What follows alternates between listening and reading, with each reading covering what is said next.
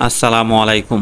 আপনারা যে ঘাটটি দেখতে পাচ্ছেন এই ঘাটটি দেখেই হয়তো অনেকে চিনে ফেলেছেন। এই ঘাটে নৌকা আসতেছে। এই ঘাটটি পড়েছে নরসিংদী জেলার রায়পুরা উপজেলার ঐতিহাসিক রহমতগঞ্জ রাধাগঞ্জ বাজারে। এই ঘাট আর এই নৌকা হয়তো আমরা দেখতে পেতাম না। ভাগ্যের গুণে এই নৌকা আর ঘাট দেখতে পাচ্ছি। কেন আমি এই কথা বলেছি?